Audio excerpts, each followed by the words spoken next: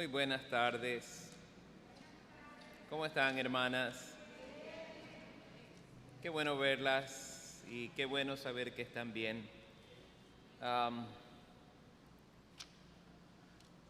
El tema de las injusticias es un tema común porque en algún momento, por alguna razón ajena a nuestra voluntad, somos objeto de un trato que no es el que nosotros esperábamos como justo. Y por naturaleza, cuando estas cosas suceden en nuestra vida, nos llenamos de tristeza. Esa tristeza se puede convertir en dos cosas: depresión o amargura, cuando alguien comete contra nosotros una injusticia. No nos pagaron lo que nos debían pagar, no nos atendieron como nos debían atender, no hablaron de nosotros lo justo, sino que dijeron cosas falsas. Todas esas cosas producen tristeza en el corazón, producen dolor en el corazón y producen amargura en el corazón.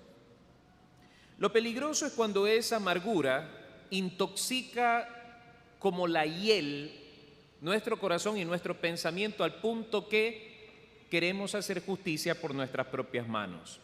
¿Cómo superar estos episodios en nuestra vida sin que atenten contra el gozo de nuestra salvación, contra el gozo del Espíritu Santo de Dios que está en nosotros? Estamos llamados nosotros a vivir siempre gozosos. Así que, ¿cómo podemos nosotros manejar estos escenarios? Es lo que vamos a tratar nosotros en esta tarde. ¿Cuál es el propósito al decir siempre listas frente a las injusticias? Es que si nosotros nos preparamos en el espíritu, si nosotros nos preparamos en nuestra mente, construyendo conceptos claros y fuertes en nuestra mente, cuando estas cosas acontezcan, sabremos cómo debemos reaccionar, estaremos preparados para reaccionar y no entraremos ni en pánico, ni en depresiones profundas, ni en desilusiones que nos lleven a pensar que todos son igual. Una de las cosas que más me entristece son las generalizaciones. Cuando pensamos que por uno deben pagar todos y cuando calificamos a todos por uno y creemos que ya nadie es digno de confianza. Alguna vez escuché decir esta frase a alguien que había sido víctima de una injusticia y decía esta persona: todos son hipócritas. Todos son... Bueno, y todos es una palabra muy fuerte y a veces la usamos incorrectamente. Todos, siempre, son palabras que debemos meditarlas bien antes de decirlas. Siempre es lo mismo. ¿En serio es siempre? ¿Sabe lo que significa siempre? Todas las veces que acontece es igual. Y no es así. Siempre es lo mismo. No, no siempre es lo mismo. Tenemos que ser muy cuidadosos para decir siempre y para decir todos. Porque a veces podríamos estar juzgando apresuradamente y cometiendo nosotros mismos una injusticia. Entonces, antes que las cosas acontezcan, es bueno saber qué es lo que la palabra del Señor dice respecto a cómo reaccionar frente a las injusticias. Por esa razón, en el Sermón del Monte, aquí en Mateo capítulo 5, el Señor aborda esta temática porque el Señor está consciente de las debilidades de nuestro ser. ¿Cómo podemos responder? ¿Cuál debe ser la actitud correcta frente a este tipo de cosas? Y empieza entre el versículo 38 al 42 a enseñarnos con 4 ejemplos claros, 4 ejemplos, 4 comparaciones, 4 construcciones literarias, rapidito, así vamos a poner estos escenarios para que nosotros podamos identificarnos con uno de ellos a fin de que podamos reaccionar correctamente. Y empieza citando algo que dice el Antiguo Testamento. Oísteis que fue dicho ojo por ojo y diente por diente. Esta era la famosa ley del talión, ¿sí? Y esta ley no era solo de los judíos. Esta ley estaba presente en los griegos y en los romanos. Pero el fundamento de esto lo encontramos nosotros en el libro de Éxodo capítulo 21, versículos 12 al 25, no lo voy a leer todo, pero quisiera que nos fijáramos en el título de este párrafo. Dice leyes, escuche bien, leyes sobre actos de violencia. ¿Sí? ¿Por qué razón? Porque frente a un acto de violencia se genera, por lo general, otro acto de violencia. O sea, si tú me gritas, yo te grito, si me empujas, te empujo y te empujo más fuerte, ¿no? No lo hacemos a veces de una manera equilibrada. Si tú me gritas, yo te voy a gritar más fuerte para que no se te ocurra volverme a alzar la voz. Y si tú me insultas de una manera, yo te voy a insultar 2 veces más fuerte para que nunca más se te ocurra meterte conmigo. Esa es la política, esa es la respuesta que como seres humanos naturales tenemos nosotros. Esa es la tendencia, responder así, con agresividad. Y para que esto no se diera en estos actos de violencia, fue preciso dejar establecido este principio de equidad. Y si nosotros avanzamos, versículo 20 dice así: y si alguno hiriere a su siervo o a su sierva con palo y muriere bajo su mano, será castigado, mas si sobreviviere por 1 día o 2, no será castigado porque es de su propiedad. Si algunos riñeren e hirieren a mujer embarazada y ésta abortare, pero sin haber muerte, serán penados conforme a lo que les impusiera el marido de la mujer y juzgaren los jueces. Y ahora preste atención, versículos 23 al 25. Mas si hubiere muerte, entonces pagarás vida por vida. ¿Sí?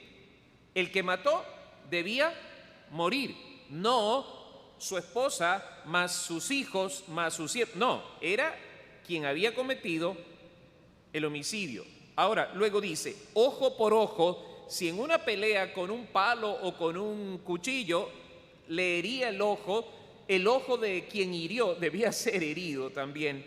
Ojo por ojo, diente por diente, mano por mano, pie por pie, quemadura por quemadura, herida por herida, golpe por golpe. ¿Cuál era el espíritu de la ley, mis amadas hermanas? El espíritu de la ley era no permitir, sino poner límites al acto de la restitución. ¿Sí? De tal manera que nadie se exacerbara y fuera más allá de lo que es justo. Ahora, el Señor Jesucristo empieza esta porción conociendo las interpretaciones, porque si usted analiza este capítulo 5 hasta el 7, el famoso Sermón del Monte, el Señor Jesucristo está aclarando algunas cosas que los fariseos en sus días habían enseñado de manera torcida. El tema este de torcer la Biblia, torcer la palabra de Dios, torcer las enseñanzas del Señor, empieza en el huerto del Edén, cuando Satanás le dice a Eva, con que Dios os ha dicho esto o aquello.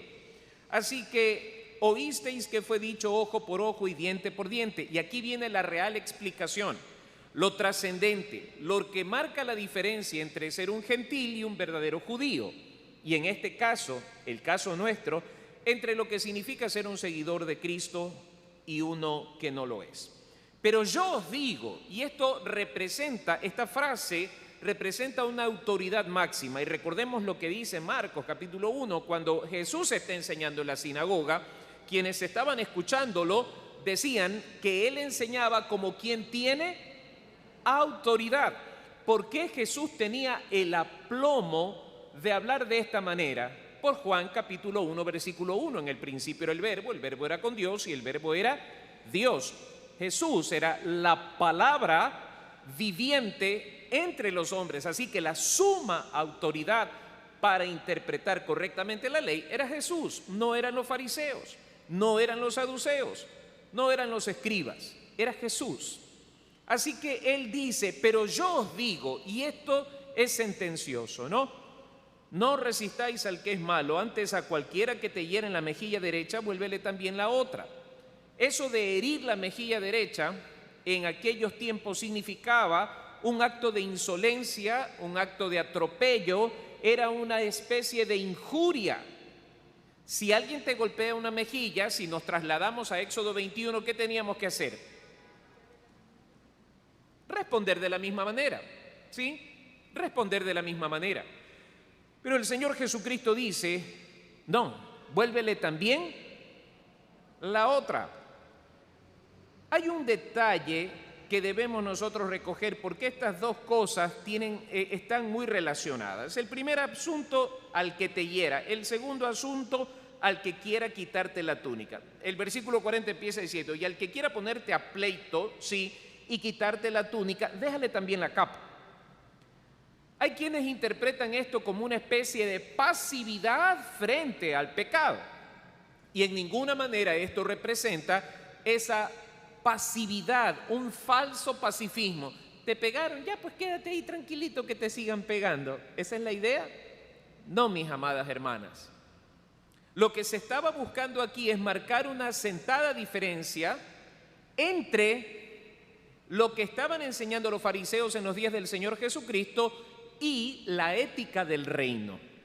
La ética del reino. ¿Cómo debe conducirse un ciudadano del reino? Ahora, la figura que se nos plantea aquí es el que te hiera y el que quiera quitarte. Hay dos cosas. La ley establecía que no se podía quitar estas prendas que se podían entregar en función de garantía hasta que anocheciera. Abra su Biblia un momento en Éxodo capítulo 22, versículos 26 y 27. Si tomares en prenda el vestido de tu prójimo a la puesta del sol, se lo devolverás, porque solo eso es su cubierta en su vestido para cubrir su cuerpo. ¿En qué dormirá? Y cuando él clamare a mí, yo le oiré, porque soy misericordioso. Hablemos de la túnica y hablemos también de la capa. La túnica era la vestimenta interna que por lo general daba un poco más abajo de las rodillas, ¿sí? La capa era la parte externa de la vestidura que por supuesto servía durante el día para protegerse del sol y en la noche del frío. Se utilizaba para dormir, como nosotros usamos hoy en día nuestra colchita. Así que era una prenda demasiado personal, muy especial, y cuando alguien la entregaba en garantía, debía ser devuelta en la noche. Eso determinaba la ley. El Señor Jesucristo dice, bueno, si hay alguien que te está molestando y dice, bueno, tú me debes tanto, así que dame la capa, entrégale también la túnica.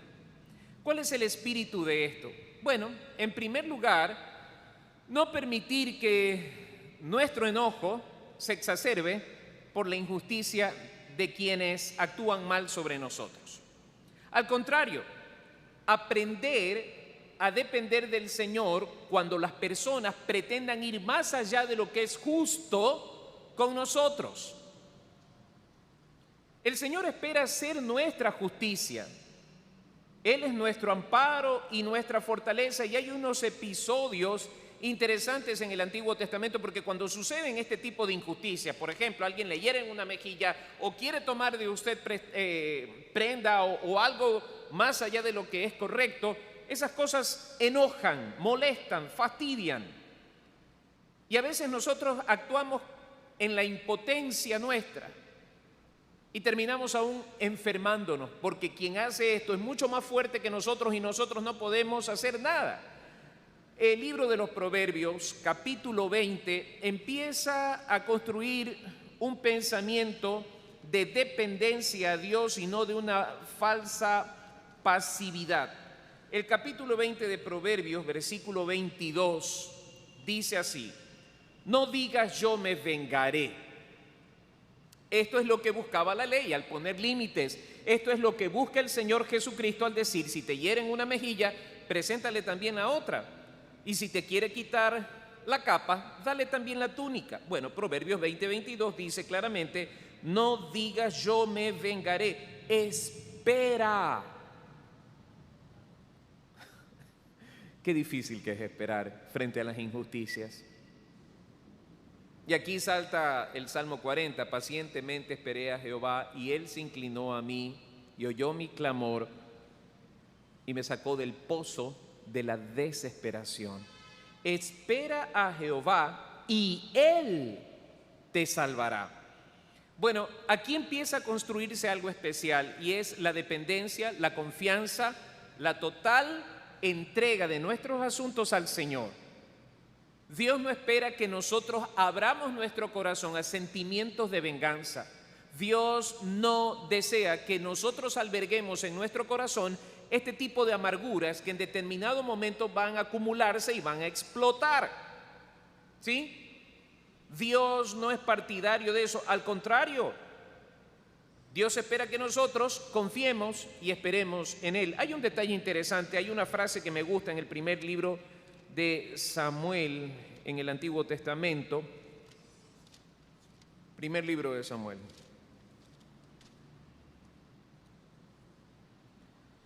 Capítulo 24, primer libro de Samuel, capítulo 24.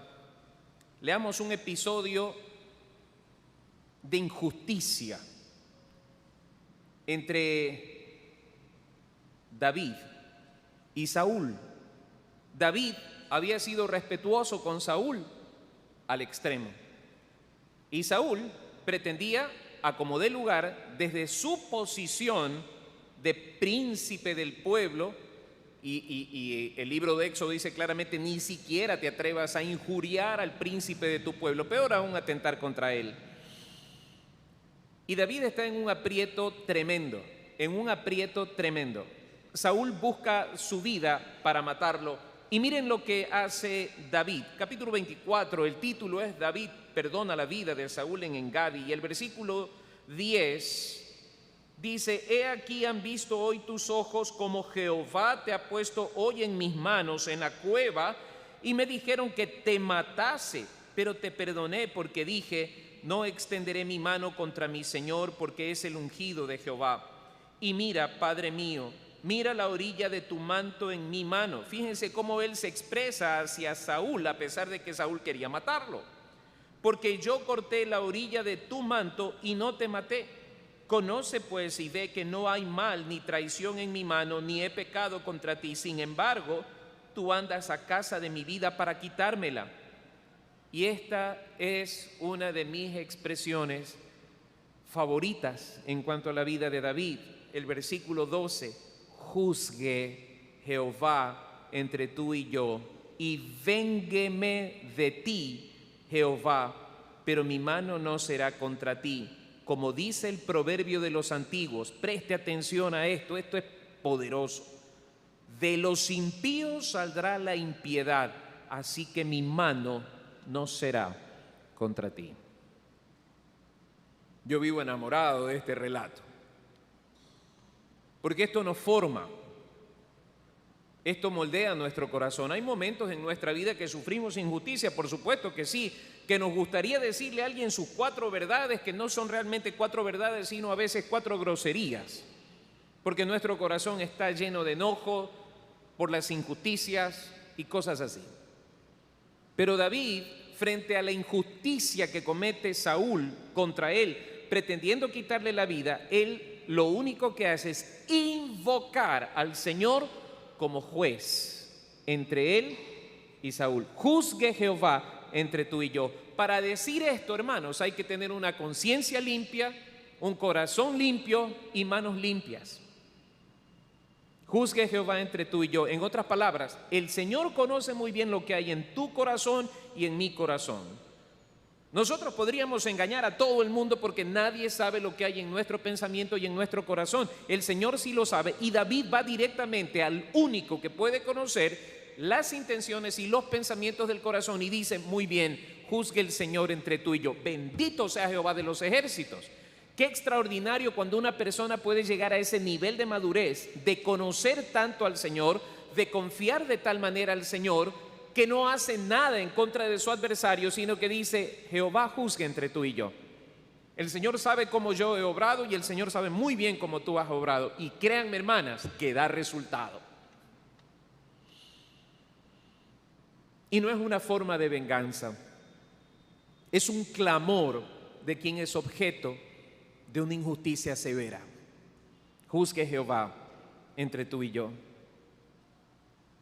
Personalmente, créanme que es una gran verdad. Porque hay muchas personas que tienen la ligereza no solo de pensar mal de los demás, sino de hablar mal de los demás injustamente.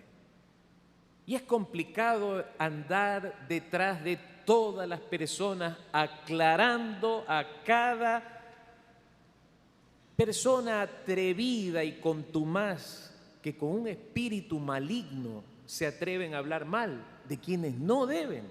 Cuando eso pasa, la oración debe ser esa: Señor, tú eres nuestro juez. Juzga tú entre él y yo.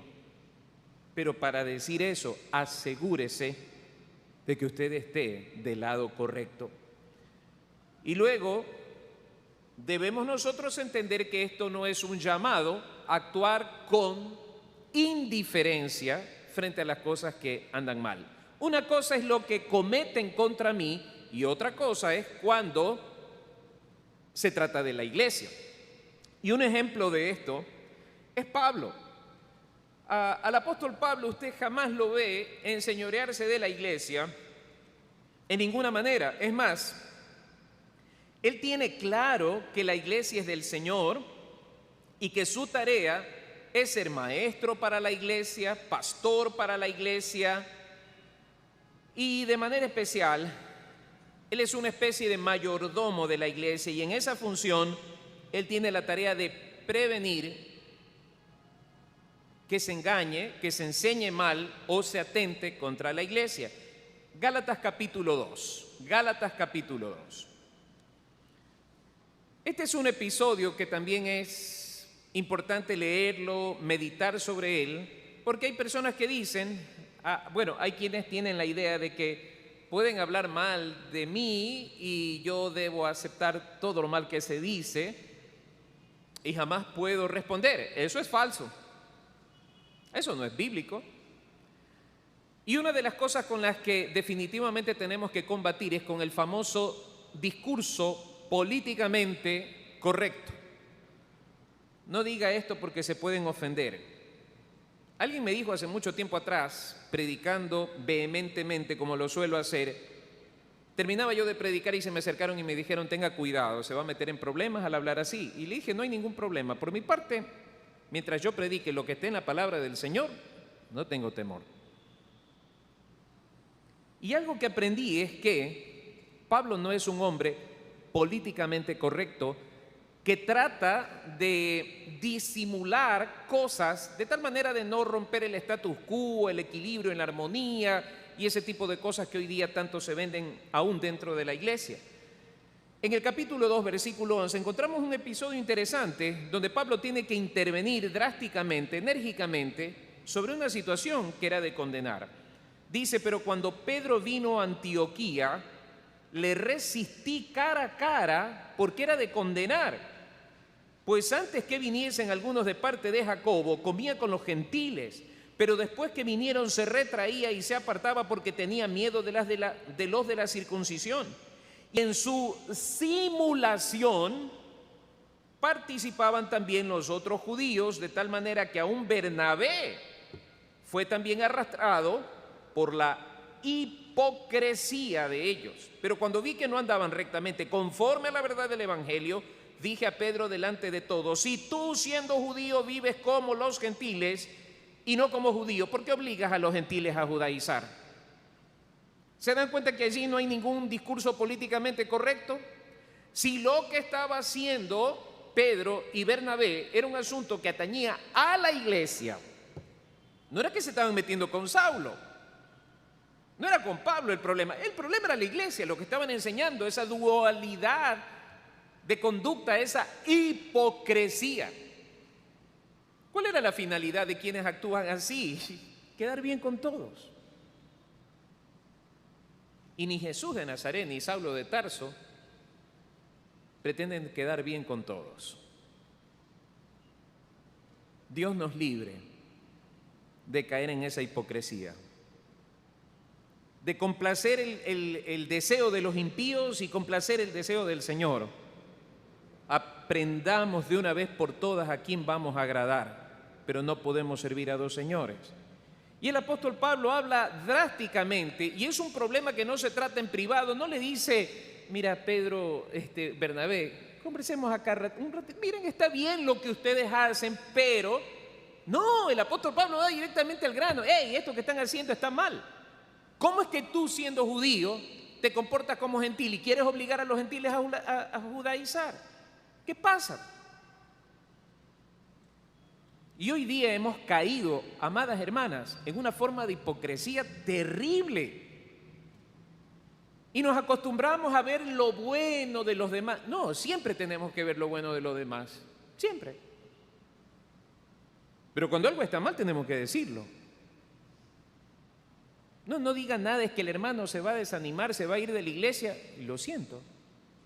Pastor, ¿cómo va a decir eso? Miren, si las personas se van porque el mensaje es bíblico y es duro, no hay problema. Las puertas de la iglesia siempre están abiertas para entrar o para salir. Juan capítulo 6, 66. Cuando el Señor Jesucristo empezó a hablar de esta manera, muchos de sus discípulos se fueron para atrás. Y Él habló con sus discípulos más cercanos y fue claro y fue directo al grano. Ustedes también se quieren ir, la puerta está abierta.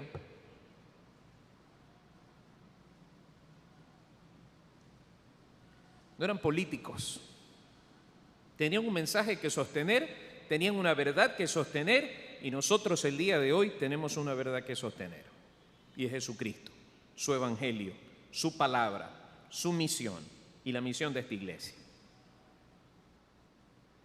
Así que el hecho de que presenta la otra mejilla, deja que se lleven la túnica, es algo personal. Una cosa muy distinta es la iglesia. No sé si me explico. Pero si me quieren decir que predico feo, está bien, no hay ningún problema, seguiré predicando. Si me dicen que canto feo, está bien, no hay ningún problema, cantaré feo. Y por último, si dicen que soy feo, pues soy feo. ¿Cuál es el asunto? Este cuerpo se va a deteriorar. Lo que importa es lo que está dentro. ¿No les parece? Pero si nosotros nos detenemos por esas cosas, nunca vamos a madurar, nunca vamos a crecer. Bendita sea la hora que alguien se acerca y me dice, pastor, a mí no me gustó su sermón. Ah, qué bueno. ¿Saben por qué razón? A mí me hace poner los pies sobre la tierra. Procuraré armar bien mi sermón, ser muy responsable con mi sermón. Pero no porque le guste a usted, sino por presentar de la mejor manera, de la manera más clara y contundente, el Evangelio de Jesucristo. Y me hace poner los pies sobre la tierra porque lindo es cuando todo el mundo te aplaude y te dice qué bonito predicas y todo. No. Spurgeon decía que en una ocasión le habían dicho lo mismo, que había hablado como un ángel, y él respondió, lo mismo me dijo el diablo hace un momento. Y vaya que predicaba bien Spurgeon. Y luego dice, a cualquiera que te obligue a llevar carga por 1 milla, ve con él 2. La ley romana establecía que era un derecho de los soldados romanos decirle a un civil, cualquiera que esté fuera, que le lleve su carga hasta 1 milla, o sea, 1.6 kilómetros. El Señor Jesucristo dice, bueno, dale la que es por derecho y dale la que es por testimonio. Porque si pasas más allá de 1 milla, será por testimonio. No, yo ya hice la parte que me tocaba a mí. Esta parte le toca a fulano de tal. Hey, ve la milla más allá, porque a fin de cuentas, a Cristo el Señor servís. Eso es lo que dice el apóstol Pablo en la carta a los Colosenses, y de él recibiréis la recompensa. Así que no te amargues si te dicen, no, es que tiene que... Hazlo. Sí, para el Señor hazlo.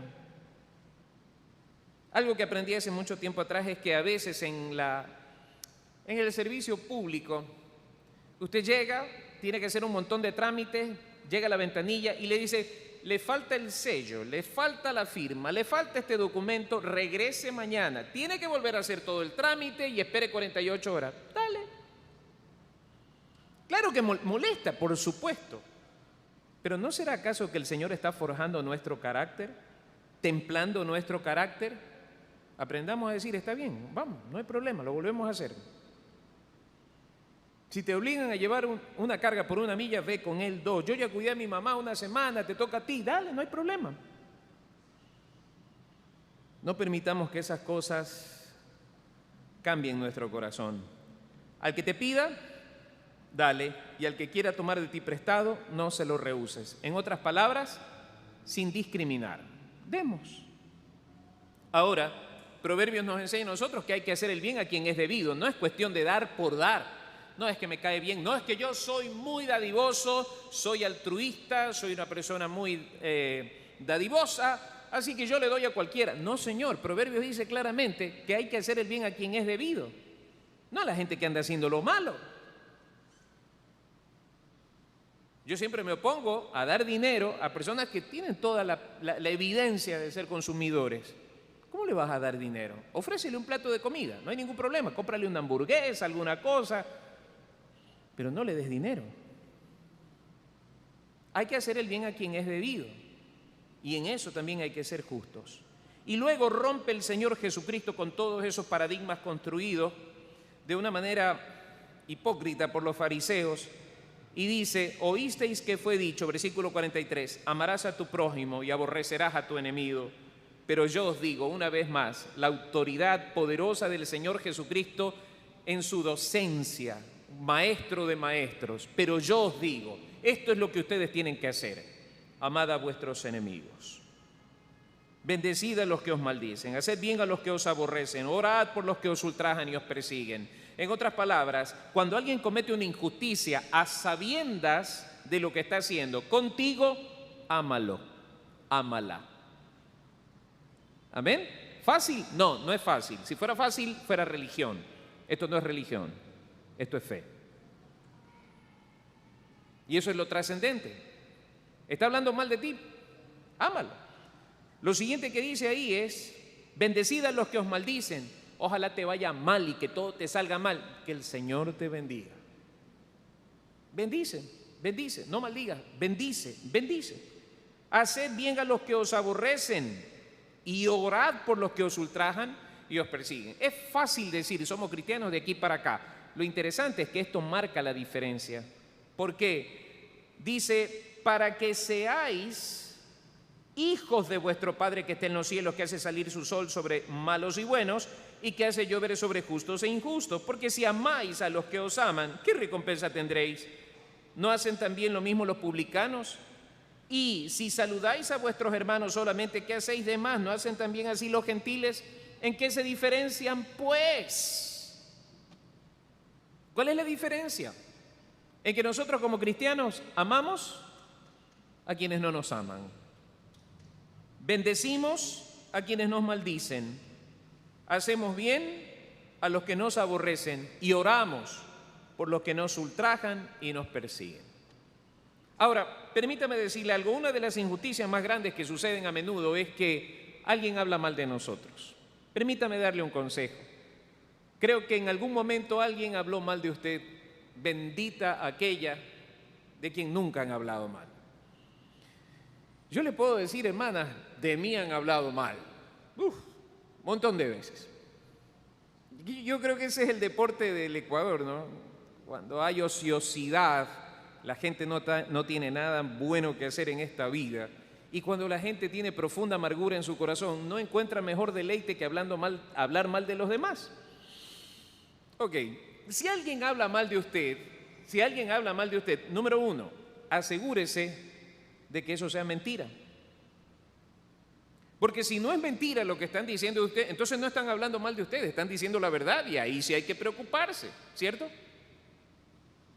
Asegúrese que sea mentira, número uno. Número dos, si es mentira, escuche bien lo que le voy a decir, si es mentira, no se preocupe. Si es mentira, no se preocupe. Juan 1 nos dice que las tinieblas no prevalecieron sobre la luz. Las mentiras son de las tinieblas, la verdad es de la luz. Si es mentira, no se preocupe. Una mentira se vuelve verdad el momento en que usted la cree.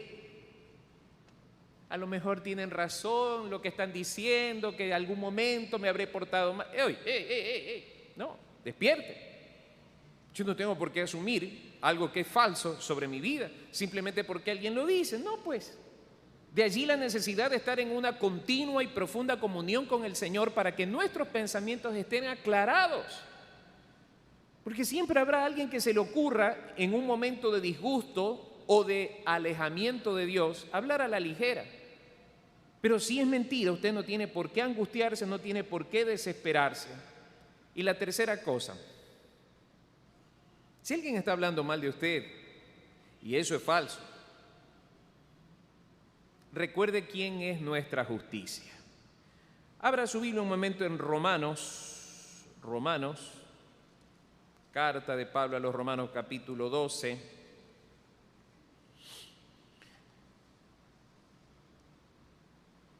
Dice el versículo 17, y aquí viene una marca muy linda, muy importante, muy profunda. No paguéis a nadie mal por mal. Repito, no paguéis a nadie mal por mal. Y esto es duro, porque esa es la tendencia de nuestra carne, es la tendencia de nuestra naturaleza caída. Si tú me gritas, yo te grito. Prepárate, ahí voy, con todo. Y nos gusta ser amenazadores, sorprender a los demás. Pero dice aquí, no paguéis a nadie mal por mal. Procurad lo bueno delante de todos los hombres. Procurad quiere decir, no siempre va a ser posible. Pero procurad quiere decir, pongan empeño y diligencia en esto. Procurad lo bueno delante de todos los hombres. Si es posible, una vez más esa condición, ¿no? Si es posible, porque no siempre es posible, en cuanto dependa de vosotros, vuelvo al tema de la diligencia y de procurarlo de nuestra parte, en cuanto dependa de vosotros, estad en paz con todos los hombres. Para pelear se necesitan dos, para discutir se necesitan dos, para enemistarse se necesitan dos. Si tú quieres pelear, pelea tú solo, yo no te voy a hacer caso en eso. Pero qué importante es poner las cosas en las manos del Señor para que esto no nos exacerbe. ¿Sí? En cuanto esté a mi alcance, yo trataré de estar en paz. Si ya no quieren estar en paz, ya no es problema mío. Pero en cuanto dependa de nosotros, estemos en paz con todos los hombres. Versículo 19, no os venguéis vosotros mismos. Es lo mismo que dice Proverbios 20:22, no digas yo me vengaré, ¿no? No os venguéis vosotros mismos, amados míos, sino dejad lugar a la ira de Dios, porque escrito está, mía es la venganza, yo pagaré, dice el Señor. Deuteronomio capítulo 32, encontramos allí nosotros ese principio, ¿no? Así que si tu enemigo tuviere hambre, dale de comer. No es que cómo yo le voy a dar de comer si va a pensar que soy hipócrita. Yo no soy hipócrita. No, la Biblia dice, si tu enemigo tiene hambre, dale de comer. Y si tu enemigo tiene sed, dale de beber. Pues haciendo esto, porque nadie espera que tú devuelvas bien por un mal. Nadie espera eso. Esa es la regla de nuestro Señor Jesucristo. Nadie espera que nosotros devolvamos un bien frente a un mal. Ascuas de fuego amontonarás sobre su cabeza, significa harás que le arda la cara de vergüenza. Harás que le arda la cara de vergüenza. Cuando tú vienes y le haces un favor a alguien que esperaba que tú actuaras de la misma manera que él actuó contigo. No, está bien, con mucho gusto, tómate, presto. Aunque los que estén a nuestro alrededor digan, oye, no seas tonto, si fulano de tal habla mal de ti, yo lo he visto muchas veces, está bien, es él, yo no. Repito, hay una gran diferencia cuando se trata de defender los intereses de la casa del Señor y otro muy distinto es el fuero personal. Y en ese sentido, créanme hermano, a mí me tiene sin cuidado. Porque dice la palabra del Señor, con Cristo estoy juntamente crucificado. Yo hago esto. Hay dos cosas. Una cosa es Miguel Mendoza, o Luis Mendoza, o Luis Miguel Mendoza, no sé, como a la final yo estoy pasando una crisis de identidad últimamente. Últimamente me ha cambiado el nombre varias veces, pero está bien, está bonito. A los 51, son experiencias nuevas, ¿no? Pero otra cosa es el pastor del Templo Alianza. Son dos cosas para mí, yo las manejo de una manera distinta. Yo suelo hacer deporte los días domingos en la tarde, jugamos, nos reímos, pero otra cosa muy distinta es el pastor del Templo Alianza. Ahí yo marco una diferencia muy clara. ¿Por qué razón? Porque son los intereses del templo, de la casa del Señor. Ahí eso es muy distinto. Y creo que todos nos debemos lo que dice el apóstol Pablo aquí, ¿no? Si ustedes leen más adelante, capítulo 13 versículo 7, pagad a todos los que debéis, al que tributo, tributo, al que impuesto, impuesto, al que respeto, respeto, al que honra, honra. Y esto nos debemos los unos a los otros, en Cristo Jesús. Yo no tengo por qué expresarme mal de ustedes ni ustedes de mí. Yo tengo que honrarlas a ustedes y ustedes me honran a mí. Es una cuestión de doble vía. Al que respeto, respeto, al que honra, honra. Así debemos manejarnos siempre. Esa armonía que construye la bendita palabra del Señor nos permite a nosotros crecer como iglesia. Y son dos cosas muy claras. Y créanme, hermanas, que esto es una cuestión fascinante, porque cuando yo empecé a pastorear, yo apenas tenía 22 años. Y recuerdo que me tocaba ministrar la palabra a personas que eran mucho mayor que yo. Nunca voy a olvidar a un hermano que decía, a mí un muchacho no me va a venir a mandar. Mi respuesta siempre fue esta, no se trata de eso. Yo no tengo nada que pueda enseñarle de mi experiencia, porque soy un muchacho, de 22 años, no tengo nada recorrido. Vengo a enseñar la palabra del Señor. Y ahí sí hay diferencia. Ahí sí hay diferencia. En ese sentido, nosotros mantengámonos siempre así. Frente a las injusticias, esperemos en el Señor. Dios se encarga. Pueden pasar 5 años, 10 años, Dios se encarga. Yo no puedo presionarlo a Dios, Dios sabe cómo actúa. Y recordemos que nosotros debemos entender que Dios es un Dios misericordioso y en lugar de estar pidiendo fuego sobre quienes nos tratan mal o son injustos con nosotros, debemos pedir misericordia. ¿Por qué razón? Porque el versículo 21 termina diciendo, no seas vencido de lo malo, sino vence con el bien el mal. ¿Cómo estar preparada frente a las injusticias? Asegurándonos de no ser vencidas por el mal, de no dejarnos arrastrar por los apetitos de nuestra carne, por esa condición de buscar justicia por nuestras propias manos, venganza por nuestras manos, sino conocer cómo actúa Dios, conocer cómo se manifiesta Dios. Y créanme, Dios siempre protege a los suyos. Dios siempre guarda a los suyos. Nosotros asegurémonos de hacer siempre lo correcto y lo justo. Y nunca se olvide, dijo David, del impío saldrá la impiedad. Nosotros asegurémonos de pensar y de obrar como David. Si otros son injustos con nosotros, nosotros no seamos injustos con los demás. Haciendo así, el Señor recompensará nuestro buen obrar. Que Dios nos ayude, que Dios tenga misericordia de nosotros y que Dios las bendiga, hermanas.